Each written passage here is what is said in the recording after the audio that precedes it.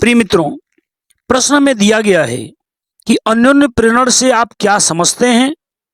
अन्योन्य प्रेरण गुणांक की परिभाषा दीजिए।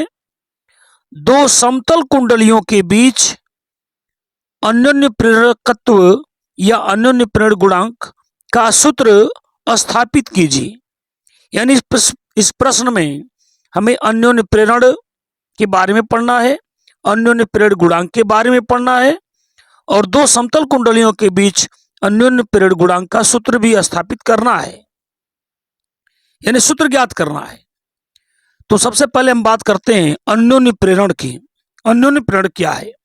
अन्योन्य प्रेरण, जिसके अंग्रेजी म्यूचुअल इंडक्शन होती है, यह अन्योन्य शब्द है। इसमें दो कुंडलियां होती हैं, तो इसलिए इसको अन्य कहा। अन्य में दूसरा होता है, तो अन्योन्य प्रेरण है। इसमें दो कुंडलियां होती हैं। अन्योन्य प्रेरण क्या है, इसकी परिभाषा की बात करें तो किसी एक कुंडली में प्रवाहित धारा के मान में परिवर्तन करने से, यानी कोई कुंडली है और उसमें धारा प्रवाहित हो रही है, धारा के मान में परिवर्तन करने से उसके पास रखी दूसरी कुंडली में प्रेरित विद्युत वाहक बल उत्पन्न हो जाता है। यानी यहां बता दिया कि दो कुंडलियां हैं। एक कुंडली यह है और इस कुंडली में प्रवाहित धारा के मान में परिवर्तन किया जा रहा है, तो इसके पास रखी दूसरी कुंडली में प्रेरित विद्युत वाहक बल उत्पन्न हो जा रहा है। यानी पहली कुंडली में प्रवाहित धारा के मान में परिवर्तन कर रहे हैं, तो इसके पास रखी दूसरी कुंडली में प्रेरित विद्युत वाहक बल उत्पन्न हो जाता है। इस घटना को अन्योन्य प्रेरण कहते हैं। और जो पहली कुंडली है जिसमें धारा के मान में परिवर्तन कर रहे हैं, उसे प्राथमिक कुंडली कहते हैं। और जो बाद वाली कुंडली जिसमें प्रेरित विद्युत वाहक बल उत्पन्न हो रहा है, उसे द्वितीय कुंडली कहते हैं। ट्रांसफार्मर तथा प्रेरण कुंडली अन्योन्य प्रेरण के सिद्धांत पर कार्य करते हैं। प्रश्न भी पूछा जाता है बहुविकल्पी में कि ट्रांसफार्मर किसके सिद्धांत पर काम करता है, तो ट्रांसफार्मर अन्योन्य प्रेरण के सिद्धांत पर काम करता है, क्योंकि ट्रांसफार्मर में भी इसी तरह के दो कुंडलियां होती हैं। तो ट्रांसफार्मर अन्योन्य प्रेरण के सिद्धांत पर कार्य करता है। अब आते हम लोग अन्योन्य प्रेरण गुणांक के बारे में बात करते हैं। अन्योन्य प्रेरण गुणांक, जिसके अंग्रेजी कोफिशिएंट ऑफ म्यूचुअल इंडक्शन होती है। कोफिशिएंट का मतलब गुणांक होता है, तो कोफिशिएंट ऑफ म्यूचुअल इंडक्शन। तो यहाँ दो कुंडलियां, यहां भी अन्योन्य प्रेरण गुणांक की बात करें, यहां भी दो कुंडलियां हैं।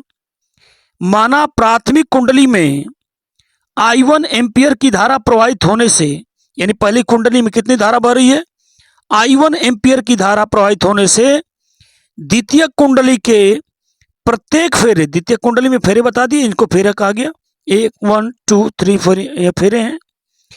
तो कह रहा माना प्राथमिक कुंडली में I1 एम्पियर की धारा प्रवाहित होने से द्वितीय कुंडली के प्रत्येक फेरे हैं। प्रत्येक फेरे से बद्ध चुंबकीय फ्लक्स, प्रत्येक फेरे से बद्ध चुंबकीय फ्लक्स का मतलब क्या है कि प्रत्येक फेरे का चुंबकीय फ्लक्स φ2 है। तो प्राथमिक कुंडली में धारा कितनी प्रवाहित है, I1, और दूसरी कुंडली के प्रत्येक फेरे का चुंबकीय फ्लक्स कितना है, φ2 है। और द्वितीय कुंडली में तार के N2 फेरे हैं। तो ध्यान देंगे, द्वितीय कुंडली के एक फेरे का चुंबकीय फ्लक्स इतना है, तो उसमें अगर N2 फेरे होंगे तो कुल चुंबकीय फ्लक्स कितना होगा, तो दोनों के गुणनफल के बराबर होगा। तो द्वितीय कुंडली में फ्लक्स ग्रंथिताओं की संख्या अर्थात कुल चुंबकीय फ्लक्स कितना होगा, तो इन दोनों के गुणनफल के बराबर होगा, यानी φ2 और N2 के गुणनफल के बराबर होगा। यानी जो द्वितीय कुंडली में फ्लक्स ग्रंथिताओं की संख्या है N2 φ2, वह क्या होती है, उसका मान जो प्राथमिक कुंडली में प्रवाहित धारा I1 के अनुक्रमानुपाती होती है, यानी N2 φ2 यह अनुक्रमानुपाती होगी प्राथमिक कुंडली में प्रवाहित धारा के। अब करते क्या है, जो अनुक्रमणपात का चिन्ह हमारे दिया है, अनुक्रमपात के चिन्ह के जगह पर अगर हम बराबर का चिन्ह दे दें तो यहाँ कोई नियतांक देना पड़ेगा, और नियतांक यहाँ हमने दे दिया m, जहां m क्या है, एक नियतांक है जिसे दोनों कुंडलियों के बीच अन्योन्य प्रेरण गुणांक कहते हैं। तो इस तरह से N2 इक्वल MI1 हो गया, जहां m क्या है, एक नियतांक है जिसे दोनों कुंडलियों के बीच अन्योन्य प्रेरण गुणांक कहते हैं। अगर m को यहां रोक दिया जाए तो m बराबर क्या हो जाएगा, N2 अपॉन I1 हो जाएगा। अन्योन्य प्रेरण गुणांक की अगर हम बात करें, अगर यहाँ I1 का जो मान है, I1 का मान हम 1 ले लें, यदि I1 का वैल्यू हम 1 ले लें, 1 एम्पियर कह दें, 1 एम्पियर कह दें, तो m का मान क्या हो जाएगा, m का मान हो जाएगा N2 इंटू 5 यानी हम यह कह लें, अगर परिभाषा दे देंगे तो परिभाषा क्या दे सकते हैं कि दो कुंडलियों के बीच अन्योन्य प्रेरण गुणांक का मान द्वितीय कुंडली के फ्लक्स ग्रंथिताओं की संख्या के बराबर होता है, जबकि प्राथमिक कुंडली में कितनी धारा प्रवाहित हो रही हो, एकांक धारा प्रवाहित हो रही हो। तो ये परिभाषा भी हम दे सकते हैं अन्योन्य प्रेरण गुणांक। अन्योन्य प्रेरण गुणांक की परिभाषा क्या देंगे इस सूत्र के आधार पर कि दो कुंडलियों के बीच अन्योन्य प्रेरण गुणांक का मान द्वितीय कुंडली की फ्लक्स ग्रंथिताओं की संख्या के बराबर होता है, जबकि प्राथमिक कुंडली में 1 एम्पियर की धारा प्रवाहित हो रही हो। यह परिभाषा हो जाएगी। आते हम लोग अगले प्रश्न पर, जो इसका अगला प्रश्न है, उसमें तीसरा प्रश्न पूछा है कि दो समतल वृत्ताकार कुंडलियों के बीच अन्योन्य प्रेरकत्व या अन्योन्य प्रेरक गुणांक के लिए सूत्र प्राप्त करना है। तो माना दो, जैसा कि मैंने बात किया कि अन्योन्य, जब भी अन्योन्य का मैटर है तो दो कुंडलियां रहेंगी। माना A1 तथा A2 त्रिज्या की दो समतल वृत्ताकार कुंडलियां, दोनों कुंडलियां कैसी हैं, वृत्ताकार हैं। कुंडलियां कैसी हैं, वृत्ताकार हैं। तो माना A1 तथा A2 त्रिज्या की दो समतल वृत्ताकार कुंडलियां एक दूसरे के समीप समाक्षीय, समाक्षीय का मतलब एक ही अक्ष पर, समान अक्ष पर समाक्षीय रूप से रखी हैं। यानी दो वृत्ताकार कुंडलियां हैं और दोनों की अक्ष एक ही है, दोनों की अक्ष एक ही है, और पहली कुंडली की त्रिज्या A1 है, दूसरी की त्रिज्या A2 है। तो कहता है कि प्राथमिक, माना प्राथमिक तथा द्वितीय कुंडली में फेरों की संख्या क्रमशः N1 तथा N2 है। यानी प्राथमिक कुंडली में फेरों की संख्या N1 है और द्वितीय कुंडली में फेरों की संख्या N2 है।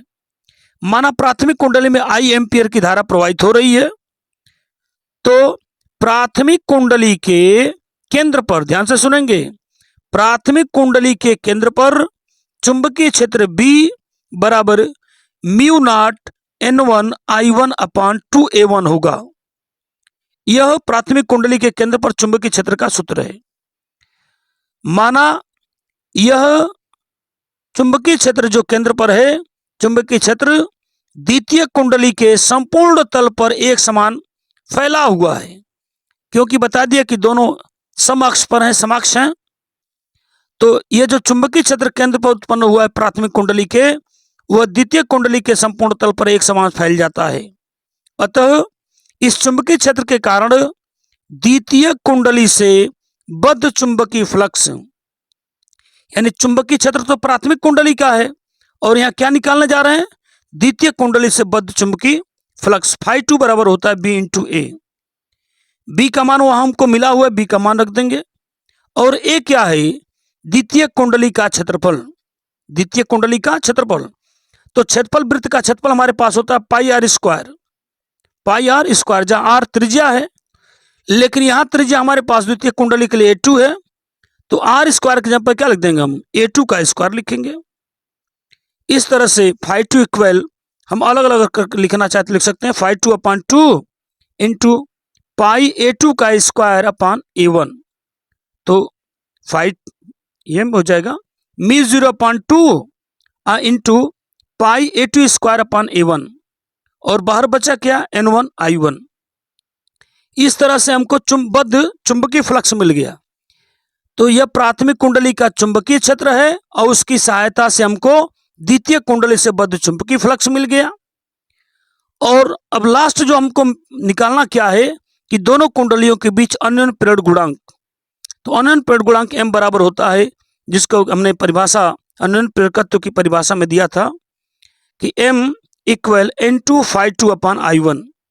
तो N2 हमने रख दिया, φ2 का मान यहां से रख दिया और होल का अपान I1 है, I1 हमने रख दिया और I1 से I1 को कैंसिल कर दिया। तो मिला हमारे पास क्या, दोनों कुंडलियों के बीच अन्योन्य प्रेरण गुणांक या अन्योन्य प्रेरकत्व m इक्वल क्या बचेगा, μ0/2 इंटू पाई A2 का square upon A1 into N1 into N2। इस तरह से यह दो समतल वृत्ताकार कुंडलियों के बीच अन्योन्य प्रेरकत्व का सूत्र हमें प्राप्त हो जाता है। यानी चुंबकीय क्षेत्र B मिला और B की सहायता से φ2 मिला और φ2 की सहायता से m का मान हम निकाल लेते हैं। उम्मीद करते हैं सारी बातें समझ में आ रही होंगी।